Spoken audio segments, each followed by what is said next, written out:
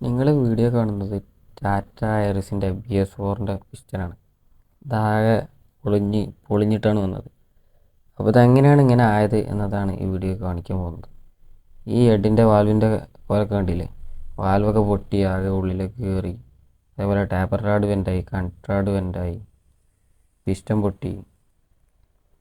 ഭാഗ്യമുണ്ട് കേസൊന്നും പറ്റിയിട്ടില്ല, പൊട്ടി പീസൊന്നും അടി കുടുങ്ങിയിട്ട്. അപ്പോൾ എങ്ങനെ ഇത് വന്നതെന്ന് വെച്ചാൽ, വണ്ടി ഓയിൽ ചെലവുണ്ടായിട്ടും അത് റെഡിയാക്കാതെ ഇങ്ങനെ ഓടി. ആദ്യമൊക്കെ 100 ഓയിൽ കുറയും, പിന്നെ 200 ഓയിൽ കുറയും. അങ്ങനെ അളവ് ഇങ്ങനെ കൂടുമ്പോൾ മനസ്സിലാക്കേണ്ടത് നിങ്ങളുടെ വണ്ടീൻ്റെ കംപ്ലയിൻറ്റ് കൂടുതലായിട്ട് വരികയാണ്. എന്താണെങ്കിലും ഒരു ഓയിൽ ചെലവ് തുടങ്ങിയൊരു വണ്ടി ഓയിൽ ചെലവ് നിൽക്കാനൊന്നും പോകുന്നില്ല.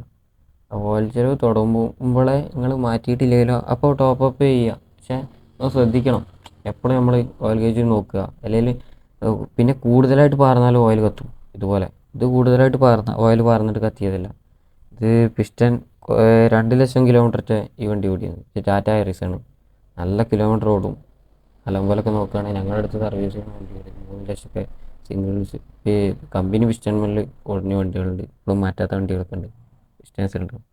എയർ ഫിൽറ്റർ നല്ലപോലെ നോക്കിയാൽ, അതേപോലെ തന്നെ ഈ വെള്ളം, അതേപോലെ തന്നെ ഇതൊക്കെ നോക്കി കൊണ്ടുവരുന്ന വേറെ കേടുതന്നെ വരില്ല. പിന്നെ ആകെപ്പാടെ കോമൺ ആയിട്ട് വരുന്ന ഹെഡ് ഗ്യാസ്കറ്റ് പോകും. അത് ടാറ്റേൻ്റെ എല്ലാ വണ്ടിക്കും കോമൺ ആയിട്ട് ചോറയാണ്. ടാറ്റേസ്, അതേപോലെ തന്നെ ടാറ്റേൻ്റെ ഇങ്ങനത്തെ വണ്ടികളെല്ലാം പെട്ടെന്ന് ഗ്യാസ്കറ്റ് കത്തി പോകും. കാരണം മെറ്റൽ ടൈപ്പ് ഗ്യാസ്കറ്റ് അല്ല, അത് സിംബറ്റോസിൻ്റെ ഈ സാധാ ടൈപ്പ് ഗ്യാസ്കറ്റാണ്. പിന്നെ ഇതിൻ്റെ പുതിയ ഹെഡിന് വരുന്നത് 6 സംതിങ് വരുന്നുണ്ട്.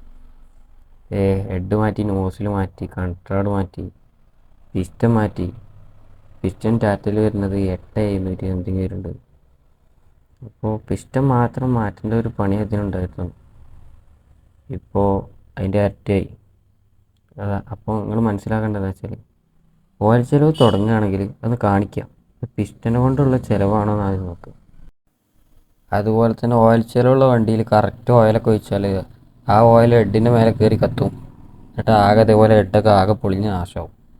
അപ്പോൾ അതുകൂടി ശ്രദ്ധിക്കുക. ഒരു മിനിമം ഓയിൽ മാത്രം കീപ്പ് ചെയ്യുക. അപ്പോൾ ഓക്കെ, എല്ലാവർക്കും മനസ്സിലായെന്ന് വിചാരിക്കും.